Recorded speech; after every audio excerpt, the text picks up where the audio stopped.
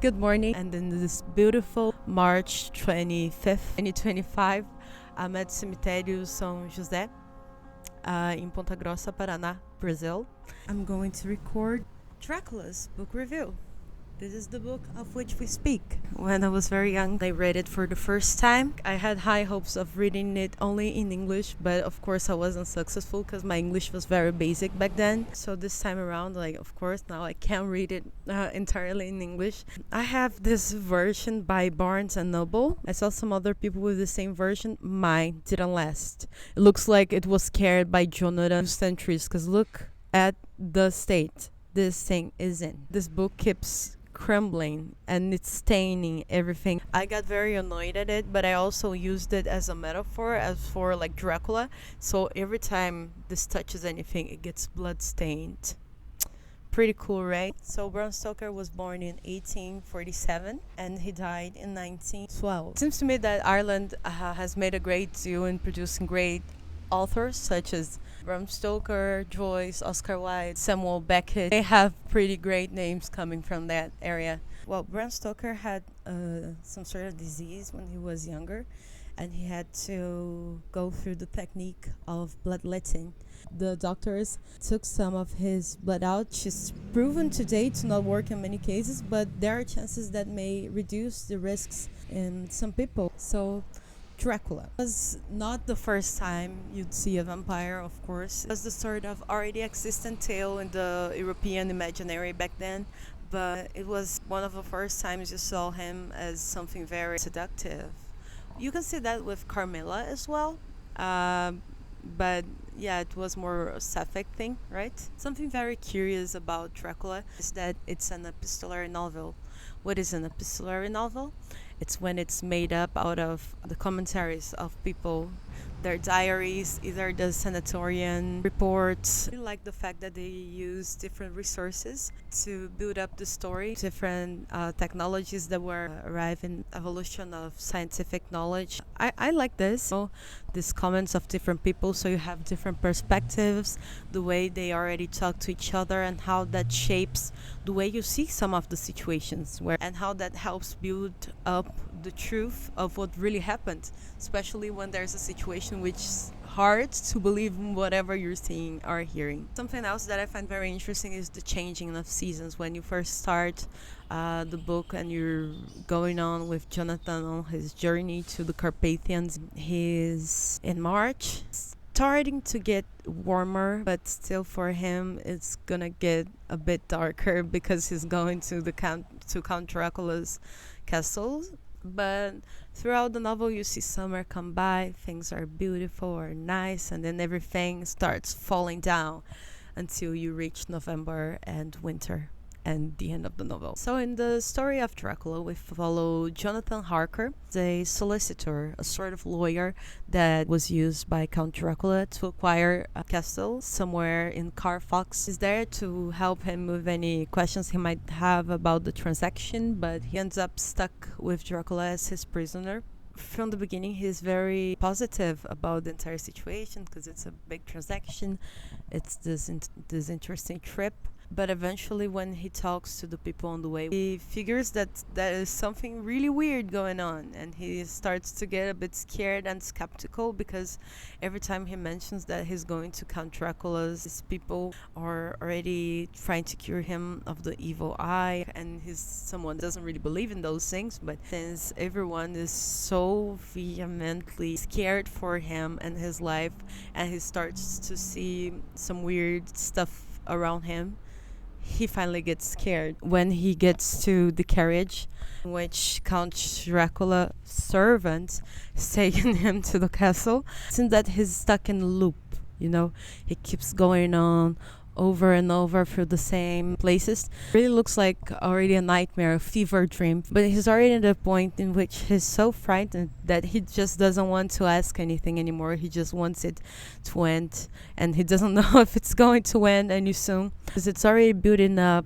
questioning his sanity. He finally gets to the castle, and Count Dracula comes at his service to receive him, welcoming him in the beginning. Unfortunately, because he arrived too late, he doesn't have his servants for him anymore, so Count Dracula himself shows him to the premises, that he arrived too late, that his servants cannot be there with him anymore, but there are no servants. Count Dracula himself, the Sir, the Lord, is cooking, cleaning, and doing everything in that fucking house. I really like the first description of Dracula. Within stood a tall old man, clean-shaved, save for a long white mustache, and clad in black from head to foot, saying excellent English, but with a strange intonation. Welcome to my house. Come freely, go safely, and leave something of the happiness you bring. Once he arrived, like, he's a very skeptical fellow. He doesn't want to believe in all of this evil mysticism that is going around.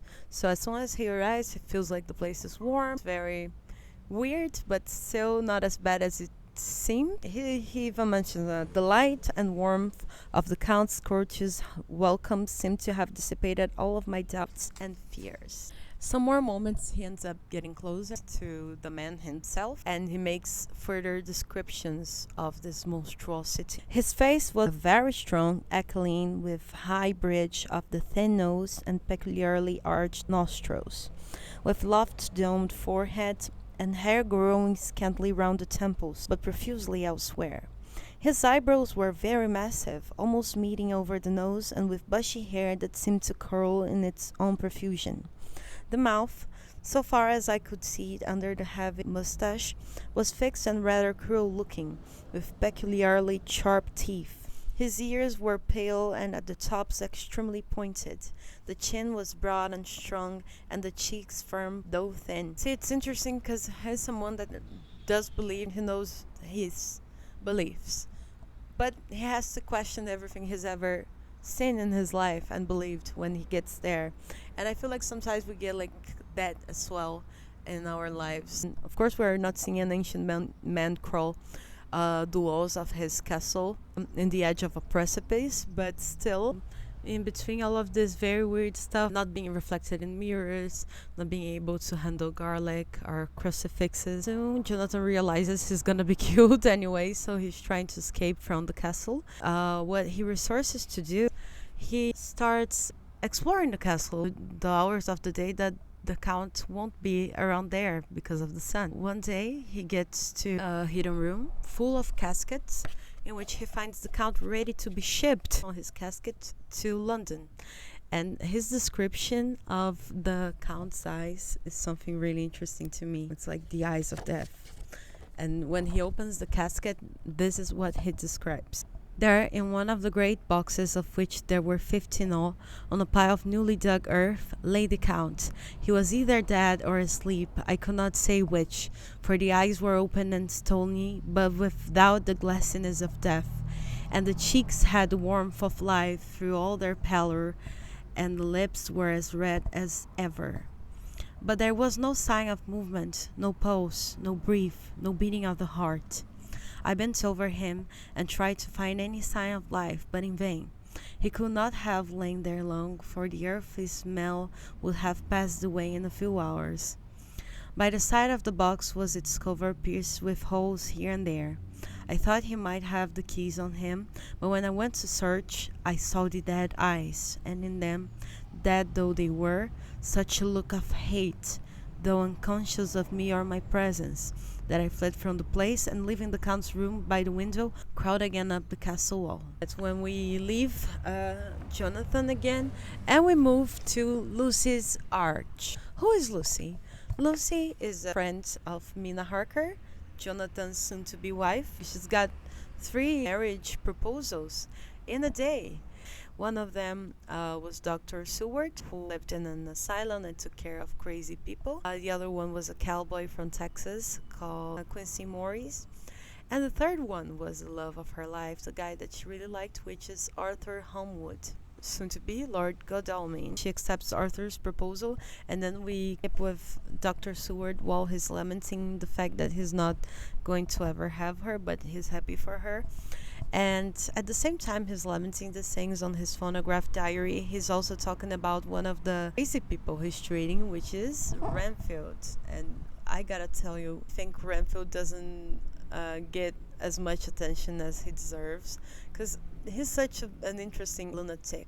So he's talking about his pet lunatic at his asylum, who's called Renfield, and Renfield is a esophagus case. So what happens with Renfield is that he's always trying to find the chain of how to feed each of his insects or animals that he's taking care of. He keeps a bunch of flies and then feeds these flies to spiders, and then he wants to have other animals to keep feeding the other animals, and so on. We see Renfield being very connected to Count Dracula. He can make this connection with the chain consuming being consumed. Count Dracula obviously does that with people, and with people he's able to enhance his own power. But through Renfield we are able to preview all of the other things that are happening, and also because of the fact that although crazy, he's very conscious of his acts, and he talks philosophy and so on further on the novel. We don't know where he's coming from, what is he doing there, but he's just there. So Lucy is living this dream-like world of hers, and Mina's there with her, seeing how lovely things are being for her friends. Something very weird happens. A ship called Demeter arrives from Varna to Whitby, and everyone's dead. You only have the notes from the captain. Something was devouring all of the people, and no one knew why were there 50 caskets of dirt in the ship. But anyways, it arrived with no one in there, and a big wolf escaped from it. Surprise, surprise, the wolf was no one else than your Lord Sound Count Dracula, Count de Ville. While he's still waiting in Whitby until his Great London entrance, he gets busy a bit and preys on Lucy, because Lucy has this habit of sleepwalking. She ends up going to the cemetery at night, and she gets bitten by Dracula. Eventually she starts losing blood, and they just assume it's a very bad disease. Arthur gets in contact with Dr. Seward to treat her, to see whatever's happening to her. He's not able to deal with that, so they summon the great Van Helsing to deal with the situation. And Van Helsing comes straight from the Netherlands and realizes that there's something really, really weird going on, and he should keep an open mind. Then you have lots of blood transfusions into Lucy, first by her fiancé, and apart from her fiancé, there's also Dr. Seward and also Quincy Morris and Van Helsing, blending their blood into the veins of this beautiful, sweet lady, who is not able to keep it in herself because she gives it all to Count Dracula. But this innuendo, their sensibility of allowing other man's blood into her veins other than her lover's, is something that I find very interesting and very gothic on the novel. Mina's not there to take care of her. She went to see her husband, who has finally been found after his trip to which he disappeared. Many horrid things start to happen. Arthur's father dies, Lucy's mother dies, and Lucy dies. At the moment Lucy dies, Van Helsing is in contact with Mina Harker, and they start linking their diaries with Jonathan's Dr. Seward. Even after seeing the things that happened with Lucy Wanstera, he's not able to believe on the things he's talking about, because it can't be. I'm a man of science. How will I believe that there's a ghost and there's a vampire, all of these things going on? They have to link their stories in order to convince all of these men of science and social affairs to believe on the things creeping in that place. So thanks to the very competent Mina, who types in all of the things in his phonograph and puts it in order with her husband so everyone can read it, they finally go to Lucy's tomb, and Arthur Holmwood has the chance of giving her peace so she can be released from the torments of devouring children and sucking their blood as the Blue Fur Lady. First, here's the way Dr. Seward himself describes Renfield. Here was my own pet lunatic, the most pronounced of his type that I had ever met with. talking elemental philosophy, and with the manner of a Polish gentleman. I wonder if it was Mrs. Harker's presence which had touched some chord in his memory. And after talking so lovingly to her and being very well spoken, he says to Mina, "Goodbye, my dear. I pray God I may never see your sweet face again. May He bless you and keep you." After all those things happen, they try to gather forces with the information they got in order to go after the Count, find all of the places he bought and that he keeps his caskets in, and destroy him so he will not destroy London and the people that are loved by them. In order to do that, they take Mina out of these affairs to protect her. But by trying to protect her, they put her in more danger because she's left alone in the asylum. And when they go after the Nosferatu, Dracula, in his nest, the description they make of where Count Dracula lay in London. There was an earthy smell, as of some dry miasma, which came through the fouler air. But as to the odor itself, how shall I describe it? It was not alone that it was composed of all the ills of mortality and with the pungent, acrid smell of blood, but it seemed as though corruption had become itself corrupt. It sickens me to think of it. Every breath exhaled by that monster seemed to have clung to the place and intensified its loathsomeness. Ugh. Under ordinary circumstances, such a stench would have brought our enterprise to an end. But this was no ordinary case, and the high and terrible purpose in which we were involved gave us a strength which rose above merely physical considerations. Centuries of rotten corpse, all packed up into a tiny space. He gets very angry and goes after Mina. Before they go to Dracula's castle for the first time, Renfield says that he really wants to see Dr. Seward at once, because he has this feeling that something bad's gonna happen. I mean, he's connected to Count Dracula. And when he goes there with this other man, Renfield, he's talking in such a way that the other guys cannot believe that he's crazy. He knows about the three men that are accompanying Dr. Seward, and when he's pleading to leave, he says, "Don't you know that I am sane and earnest now, that I am no lunatic in a mad fit, but a sane man fighting for his soul? Oh, hear me, let me go, let me go." And Van Helsing comes at him to ask why he didn't release Renfield, even though he seemed to argue in such a good way. Van Helsing says to him, "I want him to talk of himself and of his delusion as to consuming light things. He said to Madame Mina, as I see in your diary of yesterday, that he had once had such a belief." "Why do you smile, friend John?" "Excuse me," I said, "but the answer is here." I laid my hand on the typewritten matter. When our sane and learned lunatic made that very statement of how he used to consume life, his mouth was actually nauseous with the flies and spiders which he had eaten just before Mrs. Harker entered the room. Because he was hiding his insects, he just ate everything very fast before she entered.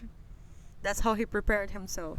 As we know, Dracula cannot get in any place for the first time unless he's invited. But he does have a pupil, and by that he shows Renfield that he can bring anything he wanted. Flies, spiders, rats. And Renfield invites him in. And by inviting him in, he's risking Mina's health because Dracula makes her drink of his own blood. So if she dies, she will become a vampire as well. Does the Count appear to these women, to Jonathan and other people? He's just a mist. He is some sort of animal. He shapeshifts all the time and comes as if in a nightmare. So here's how Mina describes when she first met him, not knowing that she met him. She had some suspicion, but she thought it was just a nightmare out of being scared for things that were happening. As I looked, the fire divided and seemed to shine on me through the fog like two red eyes, such as Lucy told me of in her momentary mental wandering when, on the cliff, the dying sunlight struck the windows of St. Mary's Church. Suddenly the horror burst open me that it was thus Jonathan that had seen those awful women grow into reality through the whirling mist in the moonlight, and in my dream I must have fainted, for all became black darkness. The last conscious effort which imagination made was to show me a livid white face bending over me out of the mist. Then they now have to really go after Dracula, even though he's running away. They have to run after him so they can save Mina. So in the end, they hunt Dracula down to keep Mina from becoming a vampire by hypnotizing her during sunrise and sunset until they get to the Carpathians, meet with the casket before it is returned to the castle, and Jonathan himself slays the neck of the monster. So, what do I say about it? Well, I think the beginning of the book is a lot more interesting than the end. It's nice because it's a horror full of adventure, full of traveling. You get to learn more about a few places, such as, well, we've got Whitby, you got the places in London. First, Jonathan traveling to the Carpathians, then they have to go out together there. Yes, I like the adventurous part of it. Bram Stoker, he could have condensed information a lot more, for sure. But I like that he didn't. I like that because each person has their own way of talking about the things that happened, either in a romantic manner, just as Lucy, or in a very feminine but competent manner, like Mina. I liked seeing how competent and defiant Mina is as a character written by a man back then. Um, she's always ahead of everything, and she's always linking dots that the men are not capable of doing. What I don't like about it, well, I remembered it being more scary. Maybe for me, I get scared with way less stuff nowadays. I think I've been through too much, or maybe I've read too much. And to scare me, it's a huge extent. But I can imagine what it must have done back then at that time. So I think it's really cool. And also, I mean, it's a story that has been so used so many times that people dried out whatever you can pick from it, you know? So what am I complaining about? Sometimes it gets tiring to see them swooning about everything in a very old British Victoria fashion. They are very dramatic. Not that I hate that, but it gets tiring after 200 pages of this. But I like that. It's part of the gothic, it's part of the drama. I don't hate it. If I were to rate it, I'd give 8 out of 10. I love it. I loved that I read it, but I'm not sure I would read it more times. Maybe just the beginning, like at Count Dracula's castle, and the Renfield scenes, because he's hilarious to me. I love him. And soon there'll be yet another review to come. I don't know when, but it will, as I want to keep this project going because it gives me a lot of purpose and motivation in my life. And that's it. Read Dracula. It's nice and worth it. Okay. Stay well, and I'm hoping to see you soon again on my next review. Bye.